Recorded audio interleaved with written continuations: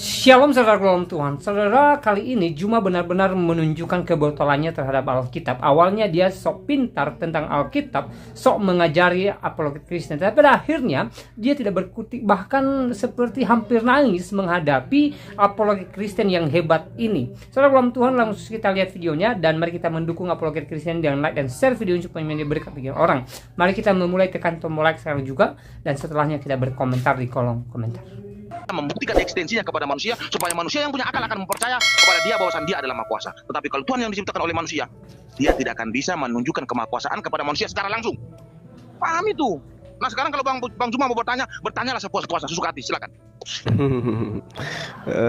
Kalau saya bertanya terlalu sesuka hati, itu bahaya nanti ya. Karena saya tahu kapasitas saudara saya ini. Jadi gini, kalau Anda percaya kepada Tuhan karena dia eksis, karena dia pernah menjadi manusia, kalau saya minta sekarang Tuhan Anda datang gimana? Biar saya ajak ngopi sekalian. Saya belikan rokok deh. Oke. Bisa nggak? Saya langsung jawab atau silakan. Ini. Enggak. Anda kan mengatakan bahwa Tuhan itu eksis harus jadi manusia. Kalau saya ajak ke Makassar lah, saya ngajak kopi, saya traktir makan coto Makassar, mau enggak Tuhan Anda? Supaya saya percaya bahwa Tuhan Anda betul eksis. Kan nanti eksis dikatakan ketika dia pernah menjadi manusia. Ingat, apa yang Anda imani hari ini itu tidak diimani oleh orang Yahudi. Oke, itu adalah ajaran murni dari Romawi Yunani yang Anda tuhankan itu. Kalau dikatakan Tuhan itu maha kuasa, kalau dia datang menjadi manusia, dia tidak perlu mengambil selaput darah Maria.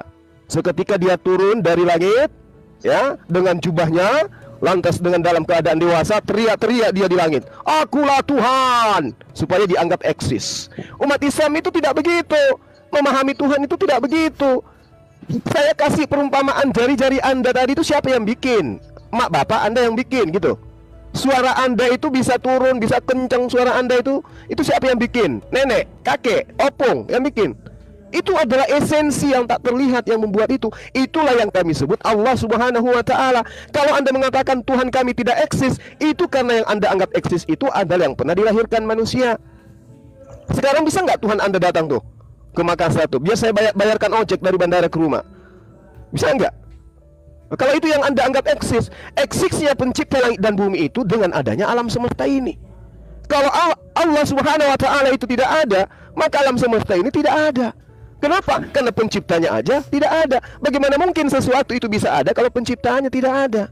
Sedangkan dia sendiri nggak ada, bagaimana mungkin ciptaannya ada? Karena alam semesta ini nyata, Bung. Maka Tuhan pencipta langit dan bumi itu nyata ada. Meski mata kita, pendengaran kita, perasaan kita tidak bisa merabanya dengan panca indera. Tapi karena adanya alam ini, bagi orang yang berakal, itu bukti adanya penciptanya. Siapa penciptanya? Itulah yang kami sebut Subhanahu wa Ta'ala, esensi yang maha suci lagi maha tinggi. Nah sekarang kebalikan, Tuhan Anda itu yang diciptakan. Coba, ini apa namanya nih? Oh, Tuhan kami itu eksis. Apa buktinya? Dia pernah datang memberikan satu roti untuk kasih makan 5.000 orang. Tapi anehnya 5.000 orang dikasih makan roti, cuman 11 yang beriman. Kan lucu gitu ya. Nah sekarang kalau Tuhan Anda bisa seperti analogi Anda, saya minta tolong telepon Tuhan Anda, sampaikan kepada dia, Bang Suma mau traktir dia ngopi, juga makan coto Makassar, supaya kita percaya, oh Tuhan itu eksis dengan cara gitu. Kalau Islam enggak, Tuhan itu eksis dengan terjadinya siang dan malam, adanya pergantian siang dan malam, turunnya hujan, tergantinya musim kemarau dan seterusnya. Ya, tumbuh-tumbuhan begitu ditebang tumbuh kembali, padi begitu dipanen tumbuh kembali, buah kelapa begitu dipanen ada lagi buahnya, ikan di laut begitu dipanen ada lagi bibit ikan baru. Itu eksistensi Tuhan kami. Karena kalau bukan Tuhan kami yang mengadakan itu, lalu siapa? Yesus? Nggak mungkin, nggak mungkin. Yesus nggak mungkin, sangat tidak mungkin. Yesus melawan ngantuknya aja nggak bisa. Yesus melawan laparnya aja nggak mampu dia. Ketakutan yang nggak mampu dia lawan. Jadi bagaimana mungkin Tuhan mau kayak gitu?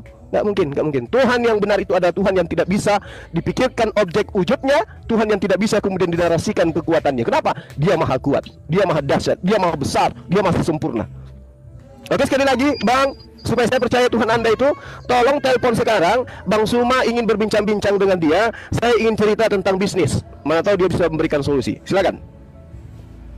Oke, terima kasih. Paparan Bang Juma ini sangat bagus ya. Jadi netizen harus memberikan apresiasi dalam berupa tepuk tangan. Silakan, saya kasih waktu 10 detik untuk tepuk tangan kepada Bang Juma. Termasuk saya sendiri ya, bentar. Saya lanjutkan ya. Ini pertanyaan yang sangat bagus ya. Jika memang Tuhan itu Maha Kuasa, bisa berubah menjadi manusia, maka sekarang tunjukkanlah kepada kami. Ini sebenarnya satu pengujian yang sangat keliru. Kenapa saya katakan sangat keliru? Zaman sekarang bukanlah zaman para nabi. Zaman sekarang bukanlah zaman pembuktian keberadaan Tuhan. Zaman pembuktian keberadaan Tuhan adalah zamannya para nabi.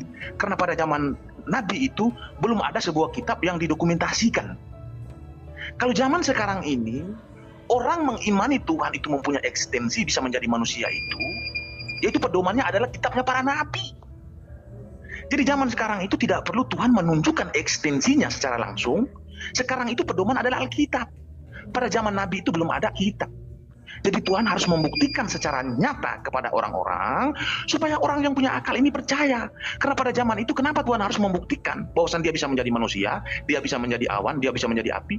Karena pada zaman itu minim orang percaya kepada Tuhan, minim orang percaya kepada kemahakuasaan Tuhan. Sekarang untuk apa lagi dia harus menjadi manusia untuk membuktikan supaya orang percaya? Karena orang sudah banyak percaya. Orang sudah menjadikan Alkitab sebagai landasan kebenaran kepada Tuhan. Untuk apa lagi dia harus menjadi manusia? Anda menuntut bahwasan tunjukkan Tuhan itu kepada saya sekarang. Enggak. Tuhan itu menunjukkan kemahakuasaan bahwasan dia bisa menjadi manusia itu masa-masa kritis. Masa-masa kritis adalah masa-masa zaman dulu yang orang minim percaya kepada Tuhan. Jadi pengujian Anda ini sangat keliru, melenceng 180 derajat. Ini harus pahami dulu. Sekarang itu kitab suci menjadi pedoman. Kitab suci itu menjelaskan secara detail eksistensi Tuhan ketika Tuhan mengklaim bahwasan dia adalah Maha Kuasa, lalu dia menjadi manusia, menjadi awan, menjadi api. Nah, kitab suci ini menjadi pedoman, tidak perlu menguji Tuhan. Tuhan tidak perlu menjadi manusia untuk meyakinkan bahwasan dia adalah Tuhan. Karena pada zaman sekarang manusia sudah percaya bahwasan dia benar-benar ada. Melalui pedoman adalah kitab suci. Zaman dulu dia menjadi manusia karena pedomannya belum ada. Itu Anda tidak paham tentang itu. Nah, itu sudah saya katakan tadi bahwasan kekristenan itu sangat menjunjung tinggi kemahakuasaan Tuhan. Berbeda dengan kalian.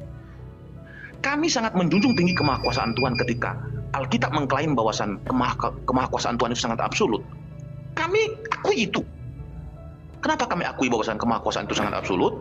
Karena Tuhan itu ketika dia mengklaim bahwasan dia adalah Maha Kuasa, dia itu bisa menjadi apa saja. Contoh, di dalam Alkitab, Tuhan kami mengklaim bahwasan dia adalah Maha Kuasa, dia bisa menjadi awan, bisa menjadi api, bisa menjadi manusia. Nah, Tuhan Anda ini ngapain, coba saya tanya? Tuhan Anda mengklaim bahwasan dia adalah Maha Kuasa, apa yang bisa dia buktikan kepada kalian? Maka saya katakan tadi, ketika Tuhan tidak bisa membuktikan apa-apa kepada kalian, berarti Tuhan yang diciptakan oleh manusia. Tuhan yang diciptakan oleh manusia tidak akan bisa membuktikan kepada manusia. Tuhan yang diciptakan oleh manusia, dia tidak akan punya ekstensi. Karena dia diciptakan oleh manusia. Narasi yang diciptakan oleh manusia melalui sebuah imajinasi. Nah, ini harus pahami dulu ya. Narasi yang diciptakan oleh manusia melalui sebuah imajinasi yang ada di dalam gua Hira. Anda harus paham itu. Jadi jangan pernah membantah paparan saya. Anda tidak akan bisa mengelak. Karena Tuhan yang Anda sembah adalah Tuhan yang diciptakan oleh manusia. Jika memang Tuhan Anda bukan diciptakan oleh manusia, buktikan kepada saya di dalam Al-Quran Anda ataupun di dalam kitab Anda eksistensi Tuhan Anda kepada kalian yang disaksikan oleh banyak orang. Kalau Tuhan tidak bisa mempunyai ekstensi, Tuhan yang tidak bisa menunjukkan pembuktian kepada orang secara langsung, saya katakan 0,0. Paham ya? 1 kali 1, 1 kali 1, 1 kali 1 tetap 1. 0 kali 0, 0 kali 0, 0 kali 0 tetap 0. Jadi 0,0. Tidak ada guna sama sekali. Maka saya katakan tadi bahwasan Anda menyembah kepada Tuhan yang diciptakan oleh manusia. Berbeda dengan kami menyembah kepada Tuhan yang menciptakan manusia karena dia bisa menunjukkan klaim-klaimnya di dalam Alkitab. Ketika dia mengklaim bahwasan dia adalah Tuhan yang Maha Kuasa, ketika dia mengklaim bahwasan dia Maha Segalanya, maka dia bisa melakukan dan dia barengi dengan perbuatan yang disaksikan oleh banyak orang. Ini yang disebut Tuhan yang absolut. Nah, sekarang saya ingin bertanya kepada Anda, buktikan kemahakuasaan Tuhan yang ada di dalam kitab Anda, yang disaksikan oleh banyak orang seperti ketika Tuhan kami menjatuhkan roti dari langit, dia menunjukkan kemahakuasaan kepada orang Yahudi atau orang Israel supaya mereka yakin bahwasan dia benar-benar ada dan Musa tidak mau omong kosong. Nah, sekarang saya ingin tanya kepada Anda, tunjukkan di dalam kitab Anda pembuktian apa yang sudah dilakukan oleh Tuhan Anda yang disaksikan oleh banyak orang. Silakan.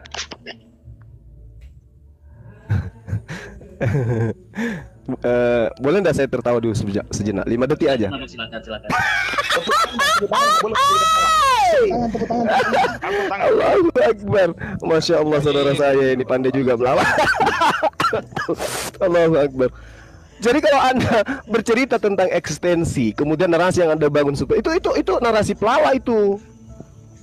Eksistensi Tuhan itu kalau Anda lihat dengan kacamata dia harus wujud seperti makhluk, itu Anda keliru. Inilah kesesatan yang nyata itu. Tuhan itu tidak bisa seperti makhluk. Yesaya 43 nomor 10. Engkaulah saksi-saksiku, tidak ada Tuhan yang dibentuk sebelum aku, dan tidak ada Tuhan yang dibentuk setelahku. Jadi kalau ada Tuhan-Tuhanan yang dikatakan dibentuk jadi tiang, jadi awan, itu bukan Tuhan itu. Contoh misalnya, ini saya bantu supaya Anda paham. 2 Tesalonika 1 nomor 7. Dan untuk memberikan kelegaan kepada kamu yang ditindas, dan juga kepada kami, pada waktu Tuhan Yesus dari dalam surga menyatakan dirinya bersama-sama dengan malaikat-malaikatnya dalam kuasanya, di dalam api yang menyala-nyala. Ini bukan Tuhan, ini kurios, utusan Tuhan. Ya, kemudian Daniel 7 nomor 9 misalnya, itu adalah nubuatan untuk Tuhan kalian. Dikatakan, sementara aku terus melihat tahta-tahta diletakkan, lalu duduklah yang lanjut usianya, pakaiannya putih seperti salju, dan rambutnya bersih seperti bulu domba, kursinya dari nyala api, dengan roda-roda dari api yang berkobar-kobar. Ini kayak mengingatkan kita ke film apa itu, Megalon. Itu bukan Tuhan. Jadi Tuhan itu tidak bisa dibentuk. Tuhan itu tidak bisa kemudian apa istilah itu, dimediasikan, divisualisasikan, tidak bisa dia. Laisa kamitslihi syai'. Allah pencipta langit dan bumi itu tidak serupa dengan apapun. Kenapa dikatakan laisa kamitslihi? Karena tidak ada mata yang mampu melihatnya. Mata mana coba yang bisa melihatnya? Sementara di dalam kitabnya Nabi Musa, misalnya diterangkan di dalam Keluaran 33 nomor 20, tidak ada orang yang bisa melihat Tuhan dapat hidup. Jadi bagaimana mungkin orang itu bisa menceritakan wujud Tuhan itu seperti apa? Misalnya nih, ada orang yang melihat Tuhan, kalaupun dia lihat langsung mati. Jadi bagaimana mungkin dia mau bercerita? Nggak bisa. Keluaran 33 nomor 20, itu yang perlu saudara pahami dengan baik. Makanya ketika Nabi Musa minta kepada Allah, ya Rabb, aku percaya engkau ada, aku tahu, aku yakin, aku hakul yakin bahwa engkau itu ada, tapi aku ingin melihatmu ya Allah. Penasaran aku, kau kayak mana? Apa kata Allah? Lantarani, kamu tidak akan sanggup melihatku wahai Musa. Jadi Allah itu ada. Nah, kalau saudara menceritakan Tuhan yang disembah oleh para nabi, disembah oleh Musa, itulah yang kami sebut Allah Subhanahu wa ta'ala. Itulah Tuhan yang datang menyatakan diri kepada para nabi, yang kemudian menyatakan diri kepada baginda Rasulullah Muhammad SAW melalui perantaraan wahyu. Itulah Tuhan kami. Yang menjadi masalah sekarang ini adalah Tuhannya orang Kristen, Tuhan yang lahir di Antioquia itu, yang diajarkan di Antioquia awal mula. Itu yang menjadi permasalahan.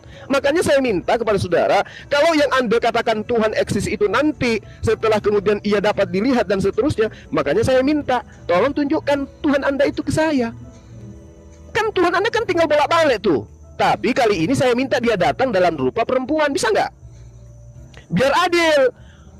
Ya, katanya serupa dengan manusia. Manusia itu kan ada dua golongan, ada dua jenis, ada pria, ada wanita. Nah, konon ceritanya di abad pertama Tuhan Anda lahir di kandang domba dalam jenis kelamin laki-laki. Nggak adil, perempuan protes. Kita juga mau dong lihat Tuhan jenis kelamin perempuan. Masa cuma laki-laki aja? Tuhan nggak adil ah. Atau kalau memang dia tidak mau dianggap feminim, ya silakan aja datang dalam rupa laki-laki campur perempuan. Bisa nggak? Itu Tuhan Anda itu bisa nggak seperti itu? Apa itu namanya? Transgender atau apa namanya itu? Hermafrodit, abang, hermafrodit. Iya. Tapi kalau dia datang dalam rupa perempuan, nanti dia kalau di surga gimana ceritanya? Sementara Kristen ini adalah mempelai wanitanya nanti. Nah, itu gitu ya, saudara saya, meme bos. Kalau Tuhan itu nanti dianggap Tuhan setelah dia kemudian menjadi makhluk, itu bukan Tuhan itu ciptaan Tuhan. Nah, di Islam, untuk mengetahui kekuasaannya, seperti yang saya terangkan tadi, terjadinya siang dan malam, ya, adanya alam semesta ini, gaya gravitasi bumi, kemudian panasnya matahari, dinginnya malam hari, itu bukti adanya Sang Pencipta yang menjaga daripada alam ini. Sama seperti ini, sering saya kasih contoh ya, sama seperti pesawat yang Anda lihat melayang di atas udara, pasti ada pilotnya itu. Kalau tidak ada pilotnya, atau pilotnya sedikit saja lengah, hancur itu pesawat. Sama seperti alam semesta ini.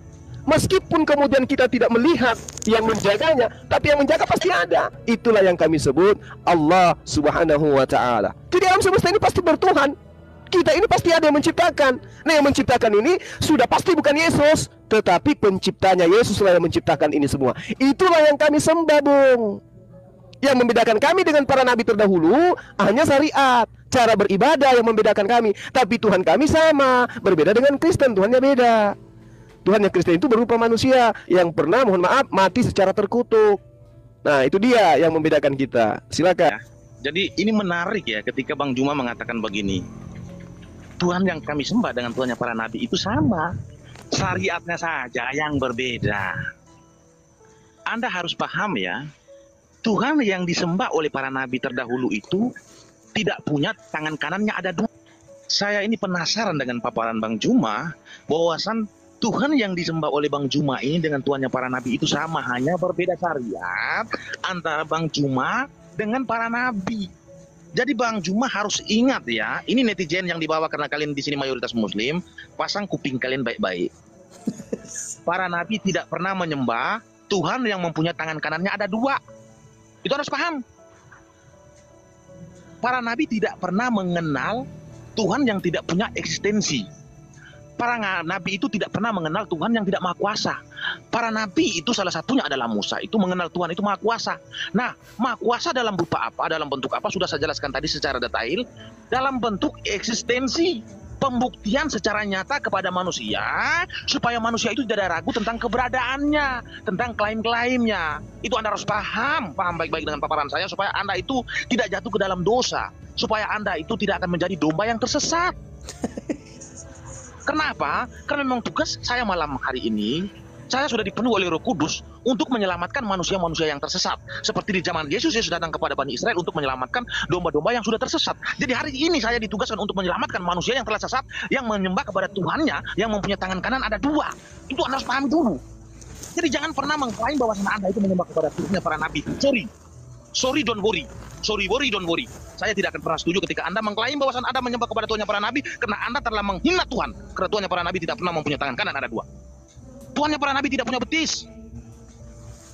Betis itu adalah manusia. Membedakan manusia dengan Tuhan adalah manusia mempunyai betis, Tuhan tidak punya betis.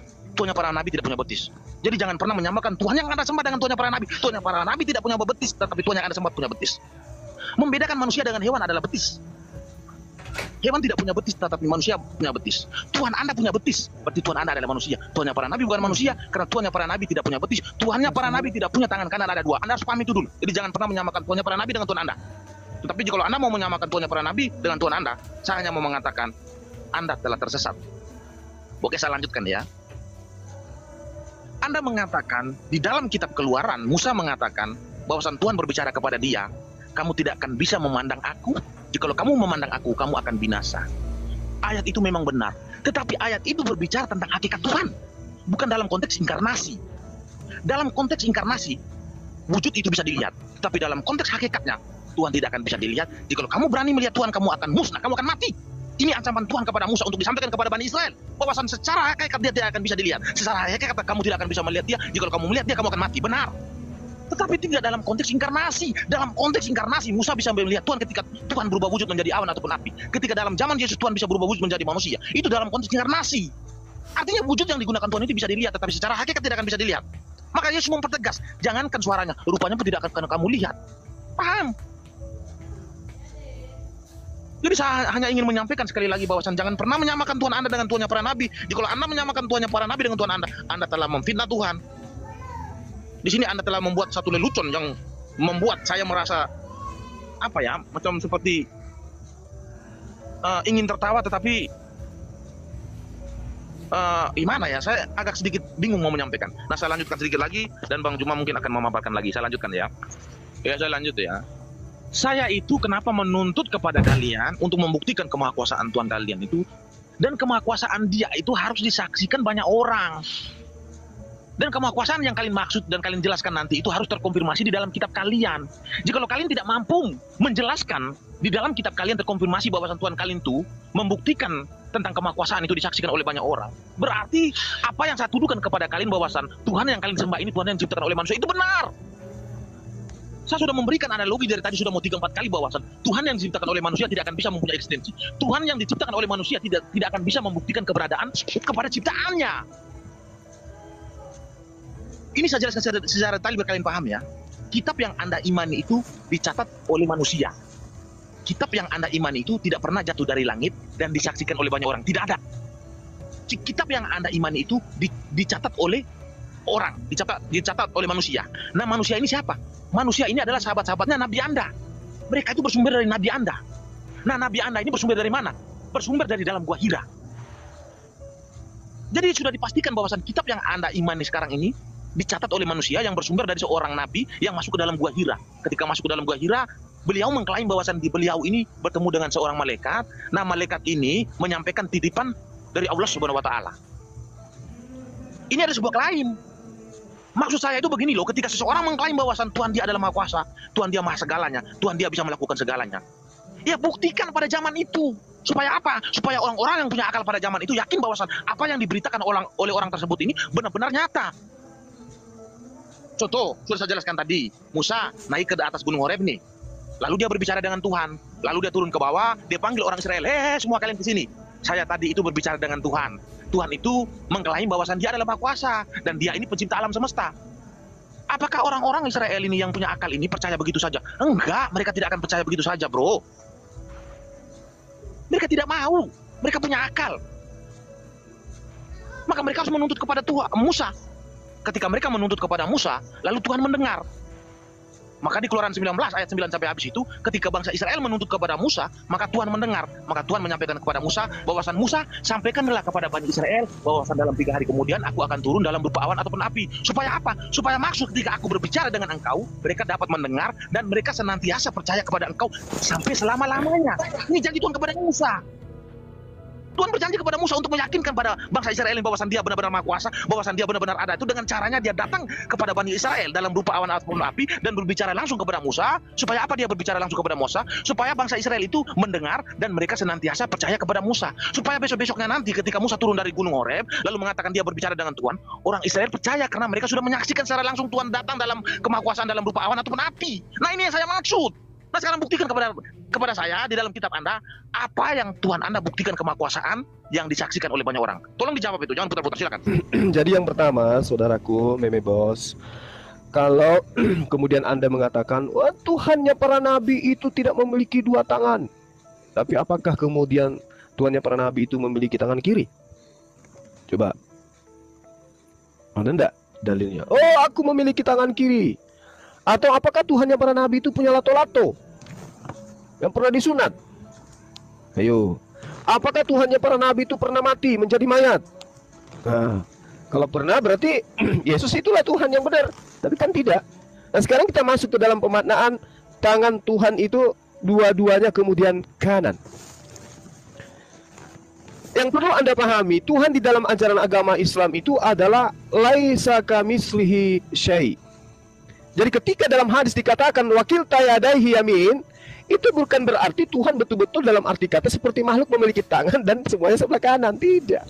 Makna yang terkandung dalam penamaan tangan, tangan itu adalah bahasa yang kemudian diberikan Allah kepada manusia agar manusia tahu bahwa esensi alat yang digunakan untuk memberi itu disebut tangan, bukan kaki. Paham itu dulu. Jadi yang ditangkap oleh kepala manusia, otak manusia, akal manusia, ketika kita memberi itu dengan tangan. Manusia memberi dengan tangan. Allah juga memberi. Maka Allah mengilustrasikan tentang dirinya tangan. Tangannya yang memberi. Nah, apakah kemudian kita bisa memaknai itu seperti tangan manusia? Tidak bisa. Kenapa? Laisa kamitslihi syai'. Lalu kenapa dikatakan 2 tangan kanan? Karena pada diri Tuhan itu tidak ada kelemahan. Sementara tangan kiri itu sifatnya lemah. Gitu loh. Pahami itu dulu. Kemudian kemahakuasaan, kemahaperkasaan, kemahakemuliaan, kemaha memberinya Allah itu berlipat ganda dibandingkan makhluknya. Allah itu maha memberi, maka dia memiliki esensi pada dirinya, sifat maha memberi itu berlipat ganda. Maka dikatakan 2 tangan kanan. Bukan berarti dia diserupakan dengan oh, wujudnya seperti ini, lalu dibikin tangan 2. Itu pagan namanya. Laisa kamitslihi syai'. Tidak bisa kemudian Tuhan itu dibentuk seperti apa yang Anda narasikan dalam pikiran saudara. Kemudian ketika saudara mengatakan bahwa Tuhan itu harus eksis, harus menyatakan diri, saudaraku, wujud kebesaran dan kemahakuasaan Tuhan kami, wujud daripada eksistensi Tuhan kami, dia menciptakan manusia tanpa ayah bisa, tanpa ibu bisa, tanpa dua-duanya pun bisa.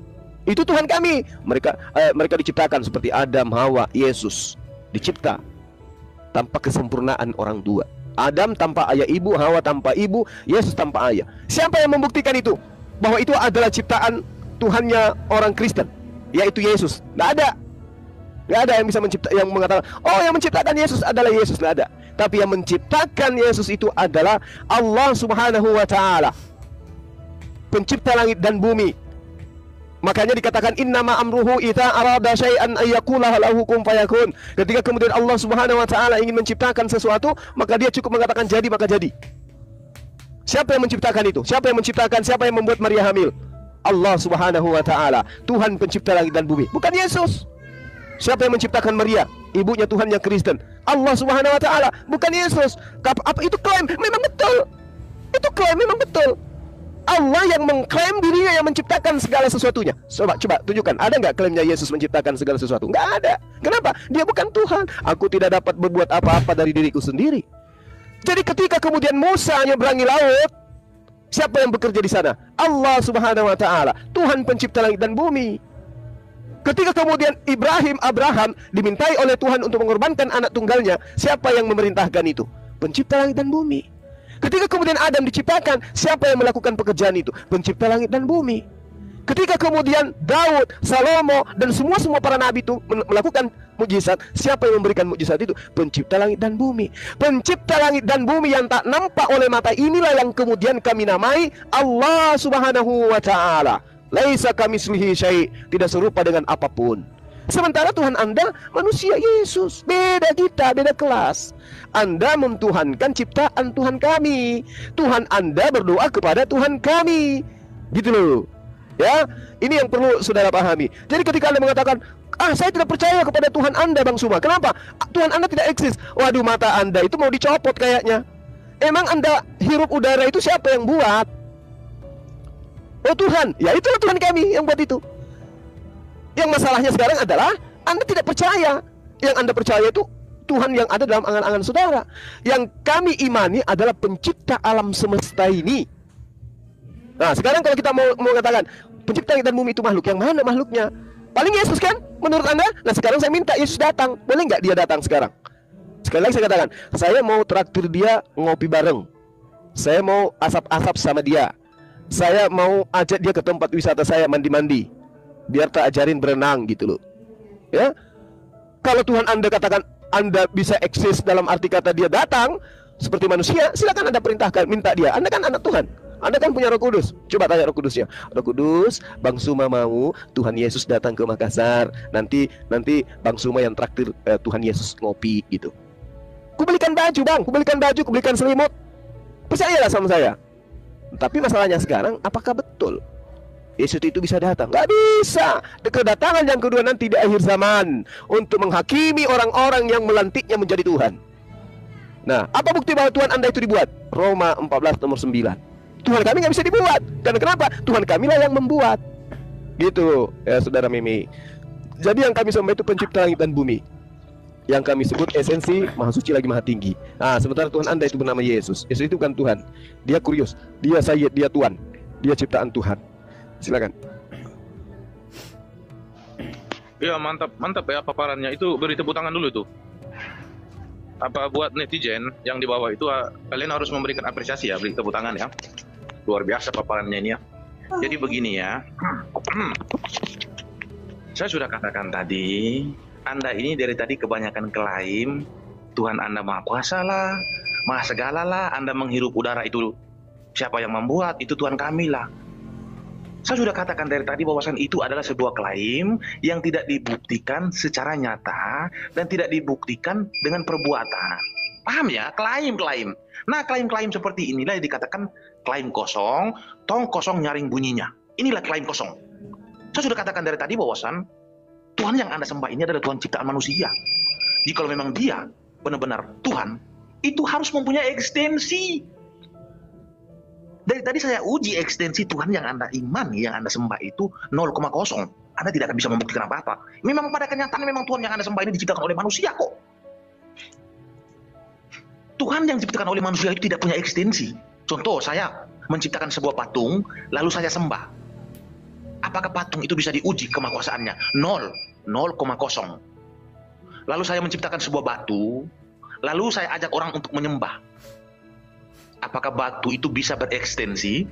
Apakah batu itu bisa membuktikan kemahakuasaannya ketika kita menyembah? Enggak. Nah, Tuhan yang seperti inilah yang Anda sembah. Tuhan yang seperti inilah yang Anda agung-agungkan. Tuhan seperti inilah Anda pamer-pamerkan kepada kami. Anda pertontonkan Tuhan Anda kepada kami dengan mengklaim bahwa Tuhan Anda ini adalah Maha Kuasa. Bro, seorang yang dianggap sebagai profesor, untuk membuktikan kebenarannya bahwa dia adalah seorang profesor itu harus diuji. Seseorang mengklaim bahwa dia adalah guru matematika. Bagaimana cara untuk membuktikan bahwa dia ini adalah benar-benar guru matematika? Ya, kita menguji dia.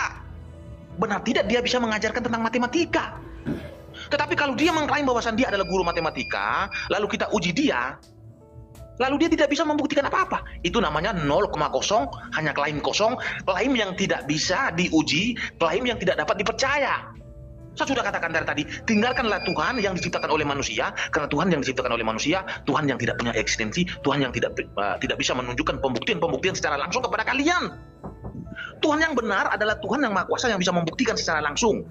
Saya sudah katakan tadi, Tuhan yang saya sembah mempunyai eksistensi yang sangat luar biasa. Bisa menjadi awan, bisa menjadi api, bisa menjadi manusia. Kenapa dia harus menjadi manusia? Ya, Tuhan saya rela merendahkan dirinya menjadi manusia dalam konteks melakukan karya keselamatan kepada manusia. Karena yang bisa menyelamatkan manusia hanyalah Tuhan. Manusia tidak akan bisa menyelamatkan manusia. Hanya Tuhan sendiri yang bisa menyelamatkan manusia. Tetapi Tuhan kami sering menggunakan nabi sebagai partner dalam melakukan karya keselamatan kepada manusia. Nah, ketika dia menggunakan nabi-nabi sebagai partner, dia menunjukkan eksistensinya kepada nabi-nabinya itu secara langsung. Contoh ketika di Gunung Gunung Sinai, Gunung Horeb, kepada Musa dia tunjukkan secara langsung. Dia datang dalam berupa api. Api itu menyala-nyala di atas pohon. Ketika Musa lewat, Tuhan berseru kepada Musa, Musa, kemarilah. Nah, inilah yang dibuktikan Tuhan kami kepada partnernya. Supaya apa? Supaya partnernya ini ketika mereka melakukan pemberitaan tentang keberadaan Tuhan kepada Bani Israel ataupun kepada orang-orang yang percaya, para nabi ini yakin karena mereka berbicara langsung kepada Tuhan. Bukan seperti Tuhan yang Anda sembah. Tuhan yang Anda sembah tidak berkenan berbicara kepada nabi junjungan Anda. Nabi yang Anda agung-agungkan, nabi yang Anda jadikan sebagai tokoh sentral itu, Tuhan Anda tidak berkenan berbicara langsung kepada dia. Tetapi dia menitipkan firman-Nya melalui seorang malaikat yang kalian gadang-gadangkan sebagai Roh Kudus. Seharusnya nabi yang kalian jadikan sebagai tokoh sentral ini, seharusnya Tuhan itu berbicara langsung kepada dia. Contoh seperti Musa. Musa itu Tuhan berbicara langsung kepada dia karena dia adalah nabi yang tertinggi. Nah, Anda mengklaim bahwa nabi Anda ini adalah pembawa berita dari Tuhan, tetapi pada kenyataan Tuhan tidak berkenan berbicara langsung kepada dia. Nah, ini yang menjadi kacaunya. Lalu dia masuk ke dalam gua, dia mengklaim bahwa dia ini berbicara dengan malaikat. Malaikat ini menyampaikan wahyu Tuhan kepada malaikat, lalu dititipkan, lalu disampaikan kepada dia. Nah, ini kan sebuah klaim yang tidak bisa dibukti, sebuah klaim yang tidak bisa diuji. Saya sudah katakan tadi, saya bisa menciptakan Tuhan saya bernama Kores. Saya bisa menciptakan 5 huruf, K-O-R-E-S, Kores. Nah, Tuhan saya ini namanya Kores. Saya berimajinasi nih. Saya berimajinasi, lalu saya menciptakan sebuah narasi bahwa Tuhan saya namanya Kores. Dia ini adalah Maha Kuasa, dia adalah Maha Pencipta. Tetapi pada kenyataan ketika saya wartakan kepada orang, lalu orang menguji saya hanya bisa tepuk dada. Karena apa? Karena Tuhan yang saya wartakan kepada orang ini adalah Tuhan yang saya ciptakan. Benar itu, Anda telah menyembah kepada Tuhan yang diciptakan oleh manusia. Berbeda dengan kami menyembah kepada Tuhan yang pencipta alam semesta. Tuhan yang bisa menjadi manusia, bisa melakukan karya keselamatan secara langsung kepada manusia. Kenapa? Karena Tuhan kami sangat mencintai manusia, karena manusia adalah ciptaan yang tertinggi di muka bumi. Amin, haleluya. Semoga Anda diberkati, semoga Anda diselamatkan. Jika Anda ingin menguji Yesus, Anda saksikanlah di YouTube. Dalam waktu yang belum lama ini, ketika di Brazil, mereka ingin merendahkan Yesus. Mereka melakukan parade di Brazil. Mereka ingin merendahkan Yesus. Mereka menganggap seolah-olah iblis itu lebih tinggi, lebih berkuasa atas Yesus. Tetapi ketika besoknya banjir datang menenggelamkan kota Rio de Janeiro di Aceh. Ketika malam Natal mereka melakukan pembakaran terhadap gereja. Besoknya apa yang terjadi? Tsunami naik menenggelamkan Aceh. Jadi jangan pernah engkau menguji ketuhanan kami. Tuhan kami adalah Tuhan yang nyata. Tuhan kami adalah sebentar aku potong dulu ya. Enggak, sebentar aku potong dulu. Tadi nyenggol Aceh. Malam Natal kapan gereja mana? Di Aceh yang dibakar, aku di Aceh soalnya. Udah bang, nanti kita bahas lagi. Jangan Bang. asumsi Ini itu. saya ini lagi. Aduh. Kalau masalah itu nanti kita ini lagi. Sekarang belum habis. Jangan fitnah gitu kok. Gak ada gereja di Aceh pernah dibakar sejarahnya. Jangan dipotong. Belum pernah gereja di Aceh dibakar sejarahnya. Iya. Kalau Bang Juma ngomong kalian nggak potong, gila saya ngomong kalian potong ini. Ya karena ini kan membawa ke situ. Ini udah fitnah. Ini 1.300 orang loh mendengarkan bahwa di Aceh pernah dibakar gereja. Sejak kapan ada beritanya di Aceh bakar gereja? 40 tahun saya hidup di Aceh belum pernah ada pembakaran gereja di Aceh. Benar. Jadi kamu tidak pernah mendengar di gereja di Aceh dibakar gereja ya? Tidak pernah ada kejadian kapan itu? Coba jelaskan. Udah, kamu ini ketinggalan zaman. Begini aja, kalau kamu merasa bahwasan saya memfitnah, tuntut saya. Saya akan Aku buktikan 40 tahun di Aceh. Gereja mana pernah dibakar? Kamu tuntut saya. Saya akan bukakan YouTube-nya, saya akan tunjukkan nanti di BAP nanti. Saya akan tunjukkan kepada BAP-nya. Saya akan tunjukkan. Iya, boleh. Oke, lanjut. Oke, lanjut. Kamu ini memang ketinggalan zaman, kamu ini memang. Oke, udah. Malam Natal 2004, malam Natal 2004 ada gereja yang dibakar, nanti tolong dibuktikan ya. Bang Juma, Tsunami 26 Desember. Sportif dong Bang Juma, masa anggotamu kamu Ya, dilakukan gini ya aja? lanjut.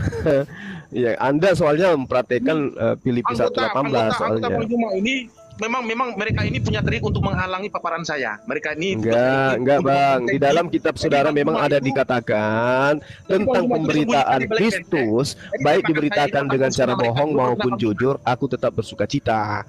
Jadi maklumlah itu. Jadi gini Meme Bos, yang Anda ceritakan dari tadi tentang Nabi Musa, Anda sedang menceritakan Tuhan kami.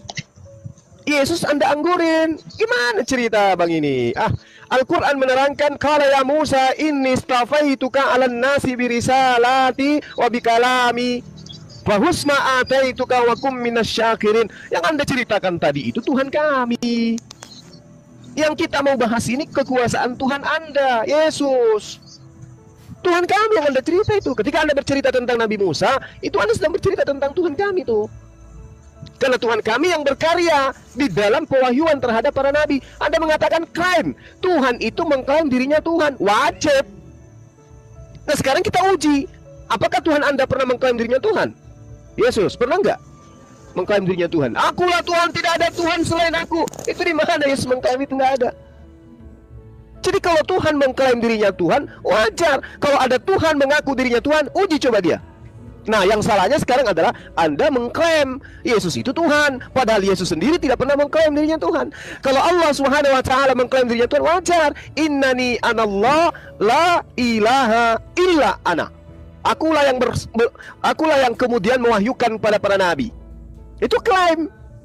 Nah, sekarang kalau bukan Allah Subhanahu wa taala, lalu siapa? Tuhan itu cuma satu. Nah, kalau Anda mengatakan mana kuasa Tuhanmu? Nah, sekarang Anda ingin menguji Tuhan saya. Tuhan saya menciptakan Anda begitu sempurna. Kalau Anda tidak percaya, silakan Anda bercermin. Tuhan Allah Subhanahu wa taala memberikan akal kepada saudara. Dari mana akal saudara itu? Yesus yang menciptakan. Tidak mungkin Yesus saja diciptakan. Coba. Anda mampu berbicara. Dari mana pita suara Anda itu? Dari mana suara Anda itu keluar dari mulut Anda? Anda yang bikin. Beli di mana? Toko apa? Mana tahu saya juga bisa beli suara. Anda bisa melihat, menatap HP yang ada di tangan Anda. Mata Anda itu dari mana? Siapa yang memberikan mata itu? Yesus. Nggak mungkin. Yang memberikan mata Anda, itulah yang disebut Tuhannya Yesus, bukan Yesusnya. Tuhannya Yesus yang memberikan mata kepada Anda. Dan itulah yang kami sebut Subhanahu wa ta'ala. Pahami itu. Makanya Tuhan kami itu tidak bisa menjadi objek. Dalam arti kata tidak bisa menjadi makhluk. Karena kami cukup mengimani esensi yang maha kuasa itu ada. Esensi yang maha kuasa yang menciptakan alam semesta, yang mengatur alam semesta, yang menjaga alam semesta, itulah yang kami sebut Tuhan. Dan Tuhan itu tidak kami buat seperti makhluk. Anda membuat Tuhan Anda menjadi makhluk, kami tidak. Nah sekarang kalau kita umat Islam nih teriak, wahai engkau yang maha kuasa, apakah Tuhan kami mendengar? Mendengar. Coba Anda panggil Yesus sekarang, Yesus yang maha kuasa. Semut pun tertawa. Yesus tidak mendengar. Yesus tidak melihat. Yesus tak tahu. Itu sembahan Anda makhluk. Tapi Tuhan kami itu maha besar. Allahu Akbar. Wahai engkau yang maha besar. Tuhan kami melihat, mendengarkan. Coba Anda masuk ke gereja. Yesus tek tek tek, oh Yesus, tek tek tek, besarlah namamu. Apa Yesus dengar? Tidak. Di mana Yesus pernah mengatakan aku maha mendengar, aku maha melihat? Tidak ada. Yang Yesus katakan, aku tidak dapat berbuat apa-apa dari diriku sendiri. Ini bukan level Tuhan, Bong. Ini level manusia. Jadi kalau Anda membahas tentang Tuhannya Nabi Musa, Tuhannya Daud, Salomo, itulah yang kami sembah. Pencipta langit dan bumi itulah dia yang kami sebut Allah Subhanahu wa Ta'ala. Nah, bandingkan dengan Tuhan Anda sekarang, lebih duluan kandang daripada Tuhan Anda. Kalau tidak ada kandang, dia tidak mungkin lahir di dalam kandang. Karena kandangnya sudah ada lebih dulu, maka dia datang dalam kandang dilahirkan. Lebih duluan kandang. Coba, itu yang Anda sembah. Bandingkan dengan Tuhan kami. Jadi tidak bisa, Bung. Tidak bisa. Kalau Anda ingin mengatakan, buktikan kemahakuasaan Tuhan Anda. Nah, Anda ganteng, Anda bisa bicara, Anda cakep, Anda kemudian pintar, cerdas dalam hal duniawi. Tapi dalam hal ketuhanan, Anda error. Siapa yang menciptakan itu? Tuhan. Itulah yang kami sebut Subhanahu wa Ta'ala. Atau Anda ingin mengatakan, oh tidak, saya diciptakan oleh Yesus. Itu di mana tertulis? Ayo. Di mana di dalam kitab Anda itu dituliskan Yesus pencipta? Yesus maha pencipta? Nggak ada. Malah kalau Anda melihat dia itu adalah ciptaan. Contoh misalnya di dalam Amsal 8 nomor 22, hikmat tentang Yesus katanya, dialah yang menciptakan aku untuk pertama kali sebagai ciptaan pertama. Itu kan? Lalu kemudian Yesus sendiri mengatakan, aku datang bukan atas kehendakku sendiri. Ajaranku bukan berasal dari diriku sendiri. Terus dia bisa apa Tuhan Anda itu? Kalau Anda mengatakan eksistensinya karena dia pernah menjadi manusia, loh, justru eksistensi daripada Allah Subhanahu wa Ta'ala bukti adanya alam ini. Itulah bukti eksistensinya dia, karena dia menciptakan alam semesta. Untuk mengetahui keberadaan Allah, ada ciptaannya. Kalau ciptaan ini tidak ada, orang tidak akan mampu kemudian menelaah keberadaan Allah. Kenapa? Karena tidak ada makhluk. Bagaimana Anda bisa mengetahui diri Anda ada? Karena ada Anda. Sewaktu Anda tidak ada, bisakah Anda kemudian mengatakan diri Anda ada? Tidak bisa. Kenapa? Karena Anda itu belum ada. Nah sekarang, ketika alam semesta ini ada, siapa yang menciptakan? Tuhan.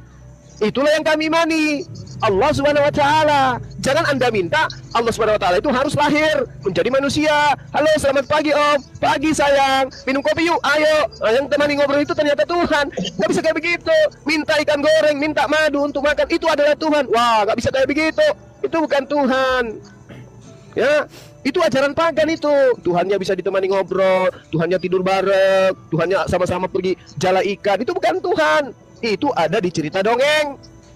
Alam semesta ini tidak ditampung oleh pencipta, nggak mungkin, nggak bisa.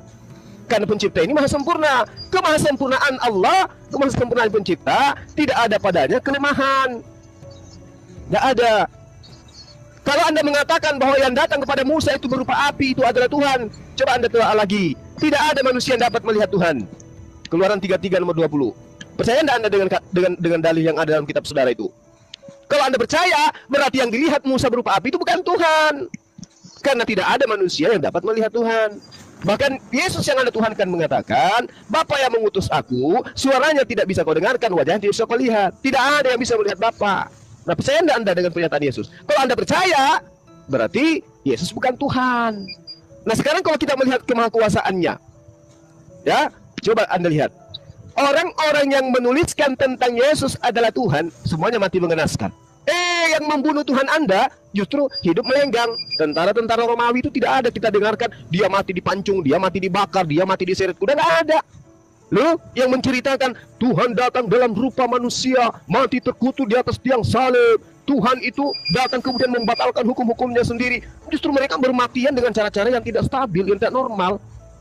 Tapi yang membunuh Tuhan Anda tidak ngapa-ngapain, sehat walafiat mereka. Bahkan banyak di antara mereka menjadi pejabat Romawi. Coba bayangkan. Nah, kemahakuasaan Tuhan kayak begini itu di mana? Untuk membedakan musim arak dan bukan musim buah arak saja dia nggak bisa. Dia nggak bisa kemudian menciptakan keledai. Untuk mendapatkan keledai dia kudu wajib menyuruh murid yang ngambil punya orang. Jadi kemahakuasaannya mana? Tuhan Anda butuh makan, Tuhan kami nggak butuh makan. Nah, Tuhan kami tidak mati, Tuhan Anda mati. Tuhan kami tidak butuh dihidupkan, Tuhan Anda dihidupkan. Tuhan kami tidak butuh seperti yang dibutuhkan oleh makhluk. Tuhan Anda butuh netek, butuh pakaian, butuh makan, apa-apaan Tuhan kayak begitu. Ya, Tuhan kayak begitu banyak dijual di toko. Kalau Anda kekurangan Tuhan, beli aja di toko, di panti jompo banyak, di panti asuhan banyak. Ada pun yang gratis juga. Ya, silakan. Mantap sekali ya. Beri tepuk tangan lah sama Bang Juma dulu. Beri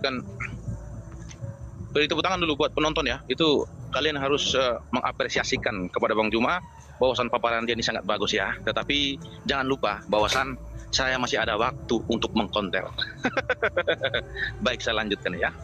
Jadi begini, saya sudah menjelaskan berulang-ulang ketika Bang Juma menuntut bahwasan Yesus berkata begini, jangankan suaranya, rupanya pun tidak akan kamu, rupanya, suaranya pun tidak kamu dengar.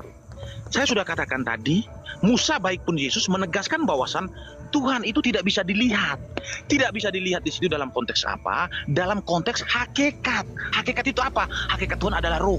Manusia tidak akan bisa melihat roh. Benar itu. Tetapi dalam konteks inkarnasi, Sang Roh yang Maha Kuasa ini, dia bisa berinkarnasi menjadi awan maupun api maupun menjadi manusia. Itu Anda harus pahami dulu. Jawaban-jawaban ini sudah saya jawab dari tadi, jadi tidak perlu putar-putar di sini. Selesai. Kalau Anda menuntut bahwasan manusia tidak akan bisa melihat Tuhan, benar, saya akui itu, saya aminkan. Gereja Alkitab maupun orang Kristen mengaminkan paparan Anda. Kami akui itu memang benar. Tetapi itu berbicara tentang hakikat Tuhan, tidak berbicara dalam konteks inkarnasi. Pasang kuping kalian baik-baik. Netizen pasang kuping kalian baik-baik ya. Itu dalam konteks inkarnasi. Tetapi dalam konteks hakikat, Tuhan tidak bisa dilihat oleh siapapun. Paham? Nah, lalu saya lanjutkan ya. Tuhan kami itu rela menjadi manusia. Kenapa dia rela menjadi manusia? Dia rela merendahkan dirinya serendah-rendahnya. Untuk kepentingan siapa? Untuk kepentingan manusia. Dia rela menyerahkan dirinya untuk dianiaya, dicambuk, bahkan disalib. Itu untuk siapa? Untuk menyelamatkan manusia dari dosa yang diikat oleh iblis. Karena manusia tidak bisa menyelamatkan dirinya dari ikatan iblis, maka yang bisa menyelamatkan manusia itu hanyalah Tuhan. Maka Tuhanlah turun ke bumi untuk menyelamatkan manusia. Karena nabi-nabi sudah tidak akan bisa lagi menyelamatkan mereka, maka jalan satu-satunya harus Tuhan. Kalau nabi sebagai partner Tuhan saja sudah tidak bisa lagi menyelamatkan manusia, apakah Tuhan akan membiarkan begitu saja? Enggak. Tuhan kami itu Maha Pengasih, Maha Penyayang. Ketika nabi-nabinya sudah tidak bisa lagi menangani, maka dia harus turun secara langsung untuk menyelamatkan manusia yang diikat oleh iblis. Paham ya? Jadi saya akan menjelaskan secara detail alasan kenapa Tuhan kami harus menjadi manusia. Pertama, dia harus menunjukkan ekstensi kepada manusia bahwa dia adalah Maha Kuasa. Paham? Itu alasan yang pertama. Kenapa dia harus menjadi manusia? Dia ingin menunjukkan ekstensinya kepada manusia bahwa dia itu Maha Kuasa. Supaya apa? Supaya klaim yang ada di dalam Alkitab itu tidak berbicara kosong, omong kosong. Jadi dia harus membuktikan. Nah, sekarang yang kedua, alasannya apa dia harus menjadi manusia? Ini kalian harus dengar baik-baik ya. Jadi begini, kalian harus paham. Dengar. Tuhan kami ketika dia menciptakan manusia, manusia itu diciptakan Tuhan itu mempunyai akal. Jadi ketika manusia diciptakan punya akal, lalu diciptakan mempunyai kehendak sendiri. Ketika manusia diciptakan mempunyai kehendak sendiri, maka manusia berpotensi untuk melawan Tuhan. Dan terbukti ketika Adam dan Hawa diciptakan mempunyai kehendak sendiri, mereka itu melawan Tuhan. Ketika Tuhan melarang mereka untuk tidak boleh memakan buah, tetapi mereka menentang perkataan Tuhan. Kenapa mereka menentang perkataan Tuhan? Mereka menggunakan kehendak mereka sendiri untuk menentang Tuhan. Nah, ketika manusia sudah menggunakan kehendak bebasnya untuk menentang Tuhan, berarti mereka akan jatuh dalam dosa. Maka anak cucu Adam itu semuanya jatuh dalam dosa. Mereka terus menentang Tuhan. Maka saking murkanya Tuhan kepada anak cucu Adam, di zaman Nuh, Tuhan menenggelamkan bumi. Tuhan hanya menyisakan orang-orang yang beriman saja, yaitu dari kalangan keluarga Nuh. Tetapi, setelah Tuhan menenggelamkan bumi, apa janji Tuhan kepada Nuh dan anak-anak Nuh? Tuhan berjanji kepada mereka bahwasan mulai saat ini dan sampai selama-lamanya aku tidak akan lagi menenggelamkan bumi. Sebesar apapun dosa manusia, aku tidak akan lagi menenggelamkan bumi. Ini janji Tuhan kepada Nuh dan anak-anaknya. Ini adalah perjanjian yang sangat kekal. Bahwasan Tuhan tidak akan lagi menenggelamkan bumi, walaupun manusia itu berdosa, dia tidak akan lagi menenggelamkan bumi. Ini janji Tuhan. Tetapi yang menjadi permasalahannya, ketika Tuhan sudah mengadakan perjanjian dengan Nuh dan anak-anaknya bahwasan dia tidak lagi menenggelamkan bumi, anak cucu Nuh ini melakukan dosa. Mereka terus melakukan dosa. Bahkan sampai di zaman Abraham, sampai di zaman para nabi, mereka terus melakukan dosa. Dosa itu di mata Tuhan, Tuhan sangat membenci dosa. Di zaman Musa saja, ketika Musa naik ke gunung Sinai untuk berbicara dengan Tuhan, bangsa Israel yang tunggu di bawah dengan Harun, mereka menyembah sebuah patung, yaitu patung sapi yang dibuat dari emas. Mereka terus melakukan dosa. Apakah Tuhan akan membiarkan terus mereka melakukan dosa? Apakah ketika mereka melakukan dosa, apakah Tuhan akan menenggelamkan lagi bumi? Enggak. Tuhan sudah berjanji tidak akan lagi menenggelamkan bumi. Apakah Tuhan akan terus membiarkan mereka terus jatuh dalam dosa? Enggak. Seiring berjalannya waktu sampai ke zaman Musa, zaman Yeskiel, Yesaya. Pada zaman Salomo saja, Salomo adalah manusia pilihan Tuhan. Dia berani menduakan Tuhan. Dia berani menyembah kepada tuhan-tuhan lain, yaitu Dewa Baal dan Dewa Nebo. Dia meninggalkan Tuhan, padahal dia adalah manusia pilihan Tuhan. Apakah Tuhan akan membiarkan begitu saja? Enggak. Apakah Tuhan akan murka? Dia akan menenggelamkan lagi bumi? Tidak. Maka itu ketika manusia sudah melakukan dosa, maka jalan satu-satunya, dia harus menjadi manusia. Maka di dalam kitab Yeskiel 3:4 dia berjanji kepada Yeskiel bahwasan aku tidak akan lagi menggunakan para nabiku untuk membimbing domba-dombaku, tetapi aku akan menggembalakan mereka dengan tanganku sendiri. Ini janji Tuhan kepada Yeskiel di Yeskiel 3:4 ayat 1 sampai habis. Ini janji Tuhan kepada Yeskiel bahwasan dia tidak akan lagi menggunakan para nabi untuk membimbing domba-dombanya, tetapi dia akan menggembalakan domba-dombanya dengan tangan sendiri. Dan terbukti ketika Tuhan menjadi manusia. Di Yohanes 10 dia menggembalakan domba-dombanya dengan tangannya sendiri. Kenapa dia harus turun menggembalakan domba-dombanya dengan tangannya sendiri? Karena dia sudah berjanji kepada Nuh bahwasan dia tidak akan lagi menenggelamkan bumi. Maka dia datang mengembalakan domba-dombanya dengan tangan sendiri supaya mereka ini diselamatkan dan mereka terbebas dari ikatan iblis yang diikat oleh jutaan tahun. Paham? Ini alasan Tuhan saya menjadi manusia. Tuhan saya menunjukkan kemakuasaan, menunjukkan pembuktian, menunjukkan kasihnya kepada manusia. Karena manusia adalah ciptaan yang tertinggi. Beda dengan Tuhan Anda. Tuhan Anda tidak bisa ngapa-ngapain. Jadi berbicara kosong dengan kami itu percuma. Kami tidak akan mau mendengar. Masuk telinga kiri, keluar telinga kanan. Ini omong kosong. Kami tidak akan mau menyembah kepada Tuhan yang tidak punya eksistensi, karena Tuhan yang tidak punya eksistensi adalah Tuhan yang diciptakan oleh manusia. Kalau memang benar-benar Tuhan Anda bukan diciptakan oleh manusia, tunjukkan eksistensi Tuhan Anda di dalam kitab Anda, seperti yang tertulis dalam kitab saya. Kitab saya itu terkonfirmasi bahwa Tuhan saya itu maha kuasa dan dibarengi dengan perbuatan. Nah, tunjukkan di dalam kitab Anda apa eksistensi Tuhan Anda dan apa pembuktian Tuhan Anda yang dibuktikan secara langsung dan disaksikan oleh banyak orang. Jadi berbicara jangan kosong. Kalau berbicara kosong tidak ada guna. Itu aja. Silakan. Oke Bang Juma, izin sedikit. Ini kan ada kores nih, kalau ada dari pihak Kristen boleh naik juga itu. Si Rion ini udah gatel kayaknya nih. Ayo dari pihak Kristen kalau ada yang mau naik. Boleh. Kalau ada pihak Kristen juga yang mau naik, mau bantuin, nanti biar aku yang turun. Silakan. Ya. Buat minta. Izin ya Bang Dibra, izin ya. Jadi, Boleh Bang. Biar kita bisa adil gitu. Iya, biar aku turun nih. Ya, ada yang dari pihak. Yuk, assalamualaikum Gurunda, Zuma, sama yang lain. Waalaikumsalam warahmatullahi wabarakatuh. Oke, dilanjut Abang tuh, silakan. Kalau yang Ya, itu bilang ya, dulu ya. agamanya ya di komen nanti saya itu ya perhatiin. Bilang agamanya Kristen karena yang mau naik di sini banyak banget tapi nggak tahu agamanya. Oke, Ya, lanjut Bang. jadi begini saudara Meme Bos. Dalam ajaran agama Islam itu eksistensi Allah itu dibuktikan dengan sangat sederhana. Kalau tidak bisa melihat dari diri kita, lihat terjadinya siang dan malam. Apa Anda pikir terjadinya siang itu karena Yesus menaikkan saklar matahari? Atau terjadinya malam itu karena Yesus menurunkan saklar matahari? Itu ibaratnya seperti mati lampu gitu ya. Tak begitu. Ya, eksistensi Allah itu bisa dilihat dengan sangat sederhana. Terjadinya siang dan malam itu bukti Allah, Tuhan, pencipta alam semesta ini eksis. Kalau ada Tuhan ketiduran kayak Tuhan Anda, boleh jadi 24 jam malam terus. Atau kalau ada Tuhan kemudian mabuk karena minum anggur, seperti yang terjadi dalam kitab saudara, ya, maka kemudian bisa jadi siangnya cuma sejam. Karena dia oleng. Oh, ini sudah 12 jam, sudah 24 jam, jadikan lagi siang. Padahal baru sejam, tiba-tiba malam. Itu kalau Anda kemudian menilai bahwa eksistensi Tuhan itu harus seperti makhluk, itu berarti selemah-lemahnya akal.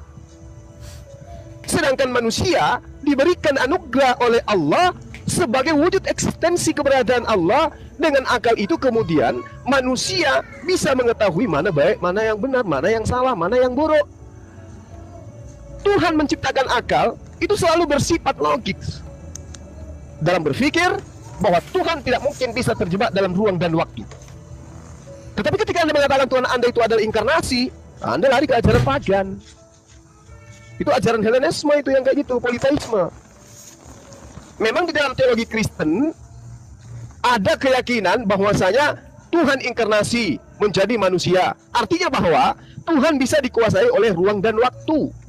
Contoh misalnya, kalau Tuhan pencipta Anda kemudian menjadi manusia, berarti dia akan terbatas. Sekarang saya tanya, apakah Yesus pernah mengatakan, akulah pencipta langit dan bumi, akulah yang maha kuasa, akulah.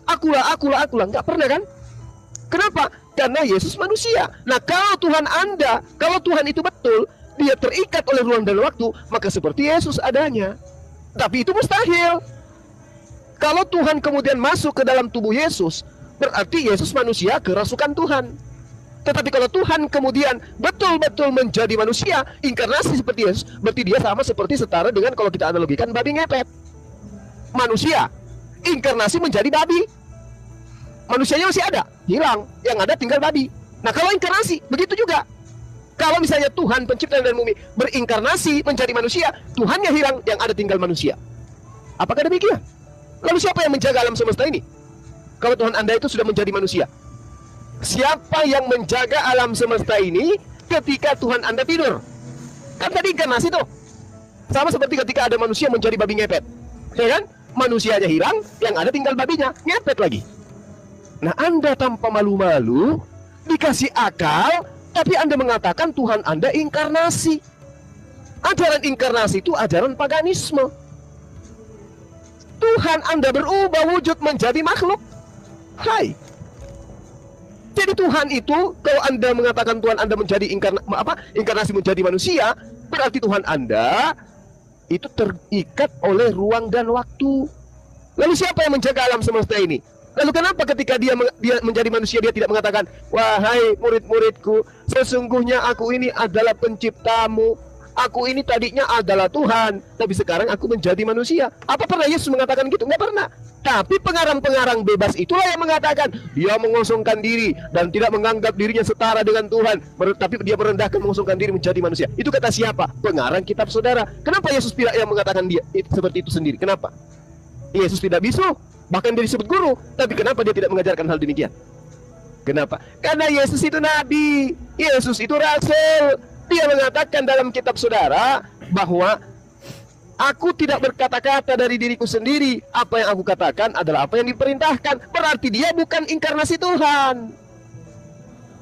Kalau babi Anda tangkap, babi ngepet misalnya Anda tangkap, Anda tanya dia, kamu itu siapa? Pasti jawab, aku ini adalah misalnya si Fulan, aku ini si Fulan, tapi sekarang aku sudah menjadi babi. Yesus pun akan mengatakan begitu. Tadinya aku ini adalah Tuhan, tapi sekarang aku menjadi manusia. Nah, bagaimana caramu bisa kembali menjadi Tuhan? Tiup lilin. Nggak bisa. Saya masih ingat pernyataan saudara Memebos ketika saya tanya, bagaimana caranya Yesus yang tadinya inkarnasi menjadi manusia, bagaimana caranya Yesus yang manusia ini kembali menjadi Tuhan? Apa kata Memebos? Ketika dia naik ke atas langit, tubuh manusianya itu melayang, hancur lebur kemudian sampai ke atas. Berarti tubuh kemanusiaan Yesus mengalami kematian lagi untuk yang kedua kalinya. Ini ajaran konyol yang kayak begini, ya. Jadi teman-teman, kalau Anda mengatakan eksistensi Tuhan itu harus datang seperti manusia, maka saya minta, saya Zulkifli Mabas minta kepada saudara-saudara Kristen, tolong hubungi Yesus, suruh datang ke Makassar. Saya Zulkifli ingin mentraktir dia ngopi, nanti saya belikan rokok 1 bungkus. Oke, yang berjumlah. Ya, supaya kita bisa tahu bahwa Tuhan Anda itu eksis dengan cara-cara seperti itu. Saya mau dia datang, aku belikan baju, ya, satu kontainer aku siapkan. Ya, itu dia saudaraku, kita bersama-sama telah melihat serta menyaksikan bagaimana keberlangsungan suatu diskusi atau debat yang sangat menarik dan juga sangat heboh dan juga yang sangat-sangat membuat Ustadz Tsuma pada akhirnya kepanasan. Kepanasan karena apa? Karena setiap data yang dibawakan oleh seorang apologet Kristen ini semuanya itu tidak bisa dia bantah, tidak bisa dia sanggah dan tidak bisa dia jatuhkan. Bahkan malahan Ustadz Tsuma lah yang pada akhirnya kepanasan, emosi sendiri. Karena apa ya? Karena setiap data yang dia bawakan semuanya itu bisa dibantah dan dipatahkan oleh seorang apologet Kristen. Karena memang benar apa yang disampaikan dan diutarakan seorang apologet Kristen itu semuanya berdasarkan data dan firman Tuhan yang ada di dalam Alkitab. Apologi Kristen dengan Juma di video tadi, mereka membahas tentang iman Kristen terkait tentang Yesus Kristus. Apakah Yesus ini Tuhan atau hanya manusia biasa? Dan lagi-lagi Juma dibuat tidak berkutik oleh apologet Kristen, di mana apologet Kristen ini menjawab apa yang menjadi pertanyaan dan pernyataan Juma, sehingga pada akhirnya Juma menunjukkan ketidakpengetahuannya terhadap Alkitab. Dan kita bisa paham bahwa ternyata ya seperti biasanya Juma selalu saja salah menafsirkan Alkitab, selalu saja menafsirkan Alkitab dengan sembarang, dengan sesuka hatinya, tidak sesuai dengan penafsiran Alkitab pada umumnya, ya. Nah, mereka berbicara tentang Yesus sebagai Tuhan, di mana Yesus atau Allah harus menjadi manusia untuk menebus umat percaya. Nah, saudara Tuhan, hal ini sesuatu yang tidak masuk akal dengan Juma. Dia mengatakan bahwa masa Tuhan harus menjadi manusia untuk menebus dosa manusia. Nah, saudara dalam Tuhan, tentu ya Juma menyampaikan hal ini karena dia tidak mengerti Alkitab dan tidak mengerti konsep keselamatan di dalam kekristenan itu sendiri. Makanya selalu saya sampaikan bahwa ya lebih baik Juma tidak membahas Alkitab daripada kemudian dia memaksakan diri membahas Alkitab, tetapi selalu saja salah, selalu saja ngawur dan tidak sesuai ya. Nah, sebenarnya sudah sering kita bahas ya, konsep keselamatan dalam kekristenan beda dengan konsep keselamatan di agama lain termasuk agamanya Juma ya. Konsep keselamatan dalam kekristenan itu Allah harus menjadi manusia. Allah harus menebus manusia dari belenggu dosa. Pribadi kedua dari Allah yaitu Yesus Kristus datang ke dunia ini untuk apa? Untuk menyelamatkan orang percaya. Sehingga setiap orang percaya kepadanya tidak binasa, melainkan beroleh hidup yang kekal. Saudara dalam Tuhan, Allah sudah murka atas dosa manusia. Dan pribadi kedua dari Allah tidak membiarkan manusia ya dihukum oleh Tuhan, sehingga dia datang dan menerima hukuman itu dengan menerima penyaliban di atas kayu salib ya. Dia mengalami berbagai hal yang tidak dia inginkan, sehingga pada akhirnya dia meninggal, dia mati, dan di hari yang ketiga dia bangkit dari antara orang mati, dan setelahnya dia naik ke surga sebagai bukti bahwa dia memenangkan